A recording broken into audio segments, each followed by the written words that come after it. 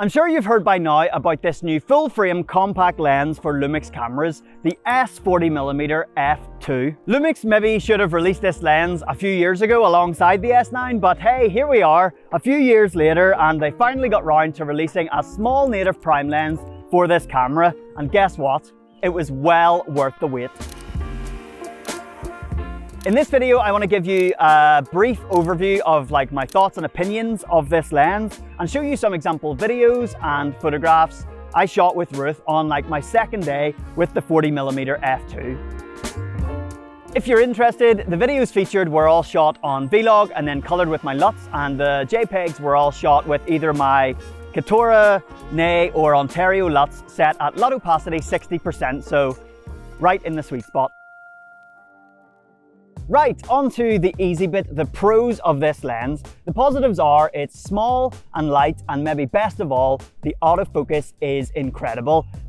Super reliable, super sticky, and really fast. It also has a button on the side here, which can basically be set up to do whatever you want. I have mine set up to turn on subject detection, but between us, the likelihood of me ever remembering to press that button to turn on subject detection is pretty slim, as not all of my lenses have it, you know? You can change the focus ring control setting to linear for all those manual focus purists out there. I include myself in that as well. And one of my absolute favorite things about this lens is because it's so small and so light, it actually improves the ergonomics of the S9. I've been finding that I don't need that small rig L bracket for extra grip anymore. This lens is so small and so light that just plonking it on the S9, it makes it super easy to hold and comfortable to hold all day long.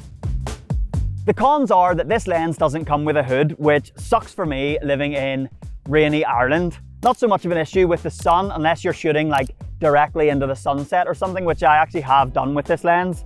But yeah, there might be some third-party lens hoods coming out for this in the future. I'm not sure how they would actually attach, maybe screw on the filter thread, but yeah, who knows.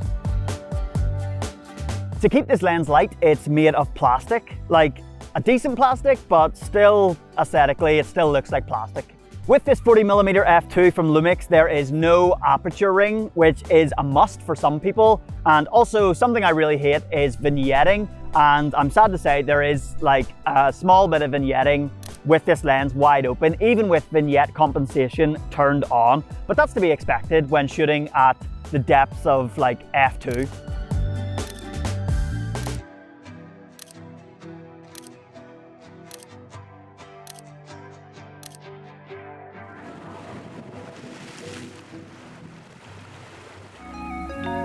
So there's no getting around the fact that there is some competition from third-party lens manufacturers. First up, the cheaper options, so the SG Image 35mm f2.2 and then the TT Artisan 40mm f2 lens. Some people say that these are the lenses to go for if you're on a tight budget. Personally, I say these are the lenses to avoid and just continue to save up for the real thing. I personally haven't had the best experience with these cheaper options, with internal parts of the lens breaking and autofocus being incredibly unreliable, etc. I feel if you're going to go to the effort to get into photography and buy a camera and take your camera everywhere with you and find something nice to photograph, lift your camera, the least you can expect from your lens is to actually focus on the thing that you want it to focus on. And my experience with these cheaper options is that it's hit or miss whether they do that or not. So, the least you can expect is for a lens to actually, an autofocus lens anyway, to actually achieve focus when you want it to. And it's raining. Sorry, it started raining, so I had to move there. What I was saying about those cheaper lenses was that some people love them, they're just not for me. So that leaves the small prime lens offering, L-mount lens offerings from Sigma. This one here is the 45mm f2.8, and this one is slightly bigger. It's the 35mm f2 lens. I just think these two lenses are so much cooler than even the new LUMIX one. They're metal build quality, they've got metal lens hoods, really beautifully clicked aperture rings, and just gorgeous build quality, as always, from Sigma. The autofocus with these Sigma lenses is pretty good. I've shot weddings with them and they're pretty reliable. I would say about 95% of the shots are in focus with these lenses, so nothing too much to complain about. And in terms of character, these lenses couldn't be more different. So the Sigma 45mm f2.8 basically has no character at all. It has a little bit of softness shot wide open, but this 35mm f2 lens from Sigma is full of character. It absolutely pops shot wide open and has barreling the whole way through. So how does this new LUMIX 40mm f2 lens compare to those two Sigma lenses? Well, because it's a native lens, I think the autofocus is even stickier and maybe a slightly bit faster and definitely that bit more reliable, which is really good. It maybe doesn't look as cool on the front of your cameras as those Sigma lenses do, but it sits right in the middle of their focal lengths at 40mm. It has a similar pop shot wide open to the 35mm, and it's as clean as the 45mm stop down. So you're kind of getting the best of both of those lenses in this little lens, and it's a lot lighter. On the video side of things, I've actually shot my last 10 or so YouTube videos with the 35mm f2 Sigma lens, and I really like those lenses for video. The only downside that they have is they have quite bad focus breathing. So that's when you focus on something in the background and you pull focus to something in the foreground and the sides of your image look like they're kind of zooming in and out. It can be really distracting, and a handful of times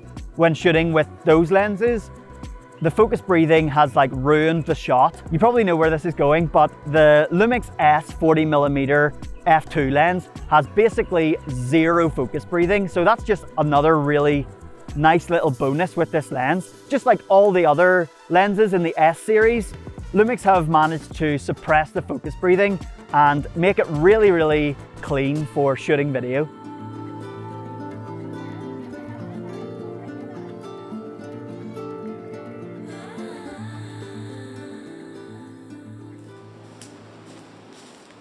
The new LUMIX 40mm f2 lens is the perfect companion to the S9. It's simple, small, and a humble lens that definitely outperforms its size. I get asked for camera recommendations like all the time, and if someone's looking for a camera that does both video and photography, I always recommend them the LUMIX S9.